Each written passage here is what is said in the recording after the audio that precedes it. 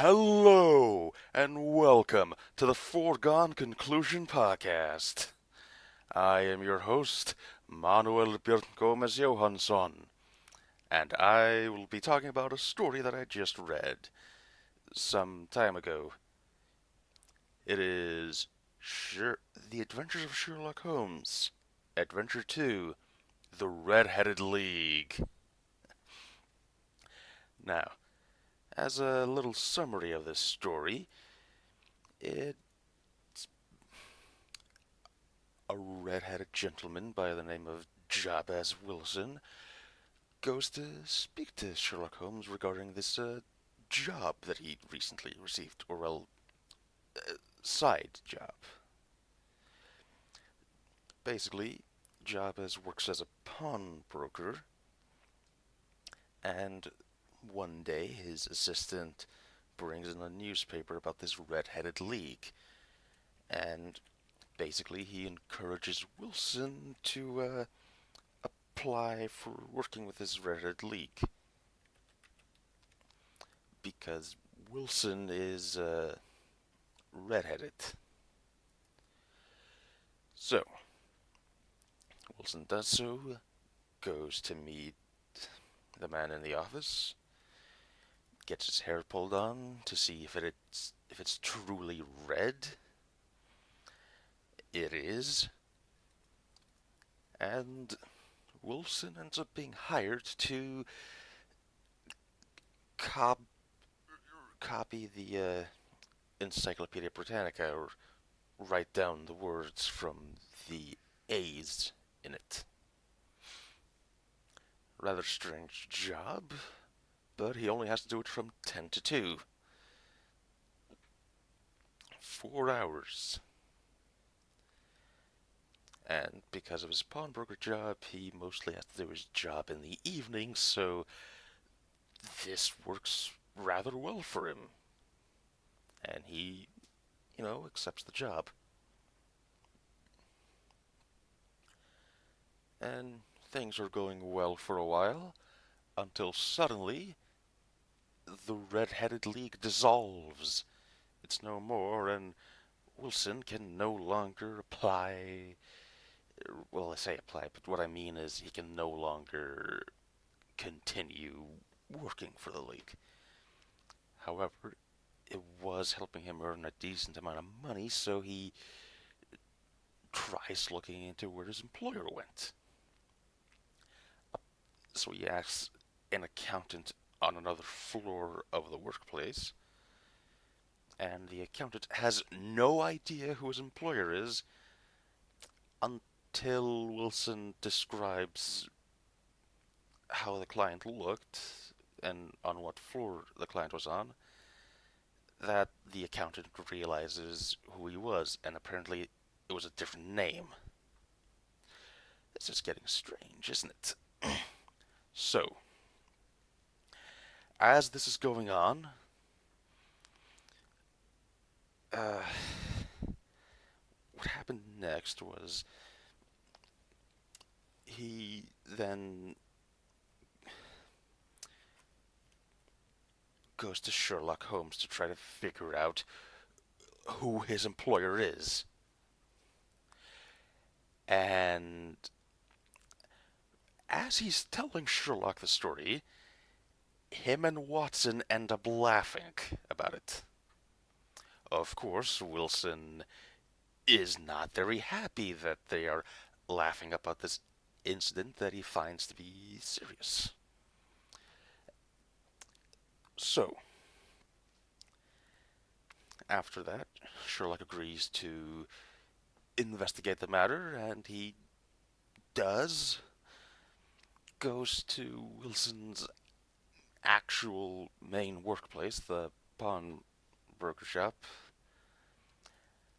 and he basically beats the sidewalk with his cane and goes to meet Wilson's assistant. And after that, he has pretty much figured out the case. And apparently, there's this criminal John Clay, a part of some royal family, he's been spotted in London. Well, isn't that convenient? And as this investigation is reaching a close, Sherlock gets help from two officers from Scotland Yard. They then go to a bank, wait for John Clay to emerge, they capture him, and that's basically the end of it.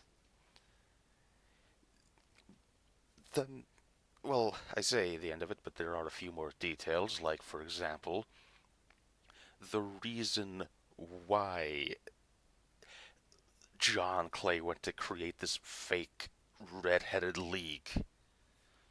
And it's because he needed Wilson out of his house, or well, out of his, well, basically out of his house and out of his own business, so they could dig a tunnel to the bank, and Wilson's assistant was John Clay's accomplice. And by basically encouraging Wilson to accept a little extra money because his business wasn't doing too well, and he felt he could have used that extra bit of money, so yeah, all they had to do was just keep him busy for some time. And by getting him to spend 4 hours with the Encyclopedia Britannica, they basically got that, which gave them plenty of time to dig a hole to the bank,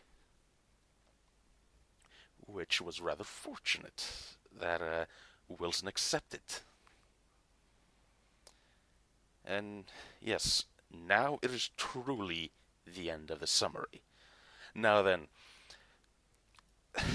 uh, I received a few questions from some listeners when I told them that this was the next book I was going to read. So let's see, what are the questions? Let's see. Hmm. Did I find the story logical? Well, in a way I did.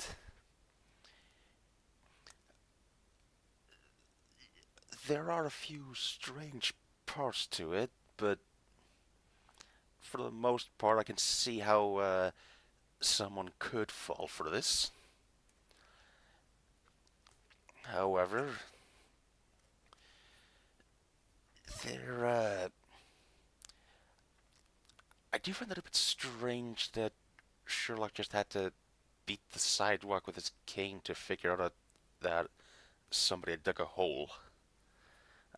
I'm not too sure how I feel about that part, but the rest of it I can understand how it works, especially the part where, as they're waiting in the bank, Sherlock encourages the officers to hide any lights that they have so that they can more easily catch John Clay, which, I can see, you're robbing a place, it's supposed to be dark, but when you see light, it's kind of suspicious.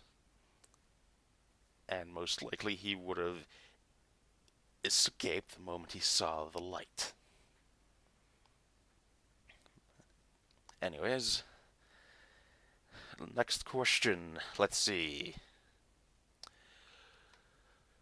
Hmm. Did I enjoy reading the book? Well,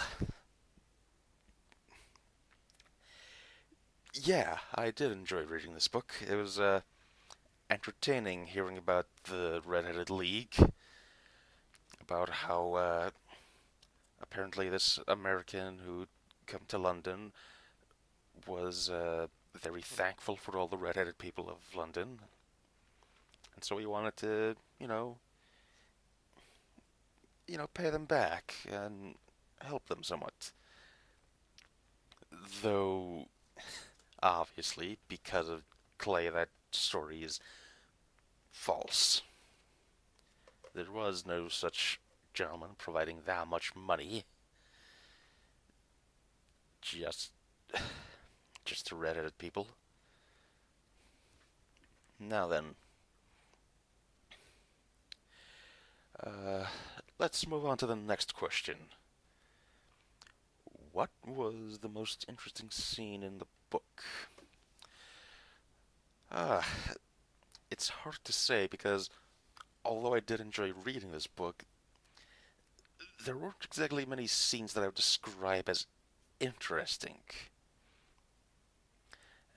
Well, now that I think about it, there was one part. It was near the end when they'd captured John Clay, and John Clay had reminded the Scotland Yard officers that he is of royal blood, and that they should address him as Sir. And the Scotland Yard officers do so, almost mockingly. Oh, yes, sir, would you please walk with us to prison? It was basically something like that. Like, the tone was almost seemed sarcastic, which which was very funny. Uh, Now then, let's see how much time we have. Yeah, I think we can do two more questions. Let's see. Was I satisfied with the way in which the book ended? Well, yeah, mostly because of the part that I did mention, but yeah, I was satisfied with how it ended, especially with that random bit of French that Holmes had at the end. It was satisfying. The clues from the start were like made the ending understandable. Like, ah, yes, now I see. That's why. Now it all makes sense. Which, I can appreciate. Let's see, final question. Now, which of these should I pick? Only one more question to answer. Hmm. What type of book is this? Who is it for?